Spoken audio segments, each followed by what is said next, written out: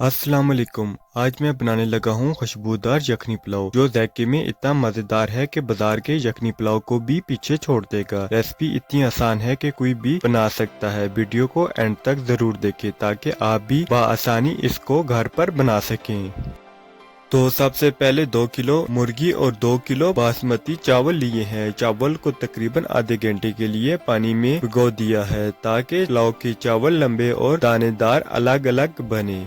अब हम अपने पुलाव के लिए खड़े मसाले तैयार कर लेते हैं। यहाँ मैंने लौंग, बड़ी इलायची, छोटी इलायची, दालचीनी, काली मिर्च, जीरा, सौंफ, तेजपात और बदियान का फूल लिया है। ये मसाले हमारी यखनी में जबरदस्त खुशबू और मजेदार जायका लाएंगे। इन सब मसालों के नाम मैं स्क्रीन पर भी लिख दूंगा ताकि आप आसानी पढ़ सकें। ये मसालों की मकदार 2 किलो मुर्गी और 2 किलो चावल के लिए रखी है। आप अपने चावल की मकदार के मुताबिक मसाले कम या ज्यादा कर सकते हैं। साथ में लंबी कटी हुई प्याज, अदरक और लहसुन भी लेंगे। अब हम अपनी यखनी तैयार कर लेते हैं। सबसे पहले मुर्गी शामिल करेंगे, फिर इसमें खड़े मसाले डालेंगे। याद रहे यखनी बनाते वक्त मसालों को पीसना नहीं, मसालों को साबुत ही इस्तेमाल करेंगे। इसके बाद मोटी कटी हुई प्याज, अदरक और लहसुन शामिल करेंगे।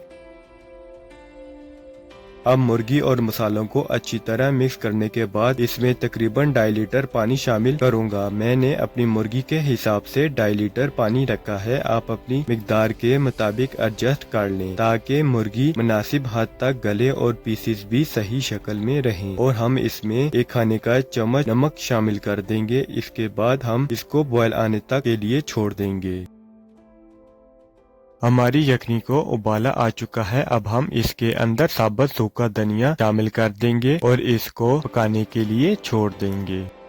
अब हमारी यखनी बिल्कुल तैयार हो चुकी है। वक्त बचाने के लिए मैंने सब चीजें छानकर अलग कर ली थी। चिकन अलग और यखनी का पानी अलग। खड़े मसाले हमें इस्तेमाल नहीं करने, इसलिए छानकर इसे फेंक दें। अभी मैं एक देगची लूंगा और इसमें 1 कप ऑयल डाल दूंगा। ऑयल गर्म होने के बाद हम इसमें स्लाइसेस में कटा हुआ प्याज शामिल कर देंगे और हल्का सा लाइट ब्राउन कर लेंगे। प्याज लाइट ब्राउन होने के बाद अब थोड़ी सी प्याज निकाल लेंगे जो कि हमारे आखिर में गार्निश के काम आएगी। अभी मैं इसमें लहसुन और अदरक का पेस्ट शामिल कर दूंगा। अब वो चिकन शामिल कर देंगे जो पहले यखनी से निकाल कर रखा था। चिकन को अच्छी तरह मिक्स करें और हल्का सा फ्राई कर लें ताकि जायका और भी बेहतर हो जाए। वैसे अगर आपको देगी कोरमा पसंद हो तो मेरी वीडियो जरूर देखें। इसमें बहुत आसान तरीके से देगी कोरमा बनाना बताया है। लिंक आई बटन और डिस्क्रिप्शन में मिल जाएगा, वहाँ से आप देखकर घर पर बआसानी देगी कोरमा बना सकते हैं। अब बारी है मसालों की। आप अपने जायके के मुताबिक शामिल कर सकते हैं। मैं 2 किलो के हिसाब से डाल रहा हूँ। 2 से 3 चम्मच लाल मिर्च, 3 से 4 तेजपात, 3 खाने के चम्मच जीरा, थोड़ा गरम मसाला और कुटी हुई मिर्च शामिल करेंगे। सबको अच्छी तरीके से मिक्स कर लें ताकि चिकन पर मसाला अच्छी तरह लग जाए। यहाँ मैं नमक शामिल नहीं कर रहा क्योंकि यखनी बनाते वक्त नमक पहले ही डाल दिया था। अगर आपको नमक कम लगे तो आप अपने जायके के मुताबिक थोड़ा सा नमक शामिल कर सकते हैं। जब तेल ऊपर आ जाए तो इसमें फेंटी हुई दही शामिल कर दें। दही डालने के बाद तमाम चीजों को अच्छी तरह मिक्स कर लें ताकि मसाला यकजान हो जाए।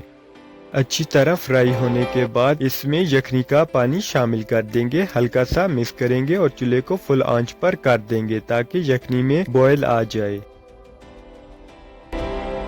यखनी में बॉयल आ चुका है। इसमें हम भिगोए हुए चावल शामिल कर देंगे और चावलों को अच्छे तरीके से फैला देंगे ताकि बराबर पके। यखनी के पानी को खुश्क कर लें। मिलते हैं फिर, वीडियो लंबी ना हो।